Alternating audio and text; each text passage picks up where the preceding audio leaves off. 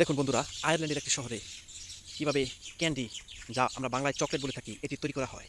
Candy তৈরি করার জন্য অনেক কিছু উপকরণের প্রয়োজন হয়। পানি বা দুধে চিনি দ্রবীভূত করে একটি সিরাপ প্রথমে তৈরি করা হয়, যা পছন্দসই ঘনত্বে পৌঁছানো বা ক্যারামেলাইজ হওয়া শুরু না হওয়া পর্যন্ত এটিকে ভালোভাবে সেদ্ধ করা হয়। ক্যারামেলাইজ হওয়া শুরু না হওয়া পর্যন্ত সেদ্ধ করা হয়। ক্যান্ডির ধরন নির্ভর করে উপাদান এবং মিশ্রণটি কতক্ষণ সেদ্ধ করা হয় ঠিক তার উপর। ক্যান্ডি বিভিন্ন ধরনের টেক্সচার্জে আছে, নরম এবং চিবানো থেকে শুরু করে শক্ত এবং ভঙ্গগুড় পর্যন্ত। একজন মিষ্টান্নকারী হলেন একজন ব্যক্তি যিনি ক্যান্ডি বা চকলেট প্রস্তুত করে থাকে। তাকেই মূলত মিষ্টান্ন বা প্রস্তুতকারক বলা হয়। একজন ব্যক্তি যিনি চকলেট থেকে মিষ্টান্ন তৈরি করেন, এবং একজন চকলেট প্রস্তুতকারক থেকে আলাদা যিনি কোকো বিন এবং অন্যান্য উপাদান দিয়ে বিভিন্ন ধরনের সুস্বাদু চকলেট তৈরি করে থাকেন। দেখুন কিভাবে চকলেট তৈরি করছে। ওয়াও!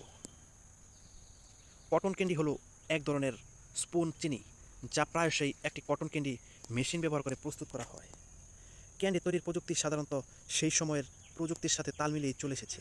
উদাহরণস্বরূপ, যখন টেক্সটাইল এবং ইঞ্জিনিয়ারিং কারখানায় বাষ্পীয় শক্তি সাধারণ হয়ে ওঠে, তখন ক্যান্ডি কারখানাগুলোতে বাষ্পীয় শক্তি ব্যবহার করা হয়।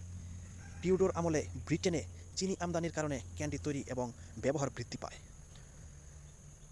পূর্বে ক্যান্ডি হাতে তৈরি করা হতো, মাঝে মাঝে বাড়িতে ছোট স্থানীয় ব্যবসায় বিশেষজ্ঞদের দ্বারা বর্ধিত যান্ত্রিকরণের ফলে দম কমে যায় এবং উৎপাদন বৃদ্ধি পায়।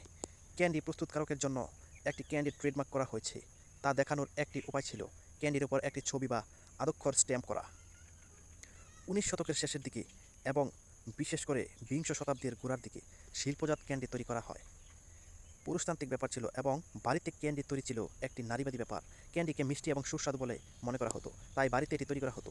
বন্ধুদের কাছে বিতরণ করা এবং সম্ভবত স্থানীয় এলাকায় অল্প পরিমাণে বিক্রি করা সেই সময়ের মহিলাদের জন্য পশ্চিমা লিঙ্গ ভূমিকার সাথে সঙ্গতিপূর্ণ ছিল। বেশিরভাগ মহিলা ক্যান্ডি তৈরি করে তাদের সংসার এবং জীবনযাপন পালন করত।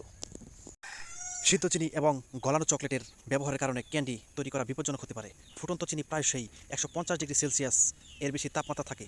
অধিকাংশ রান্না করা খাবারের চেয়েও অনেক বেশি গরম, এবং চিনি ত্বকে লেগে গেলে যার ফলে ত্বকের সংস্পর্শে পুরা হতে পারে। শ্রমিক সুরক্ষা কর্মসূচিগুলির মধ্যে শ্রমিকদের গরম খাবার বা গরম সরঞ্জামের মধ্যে এটি একটি ঝুঁকিপূর্ণ।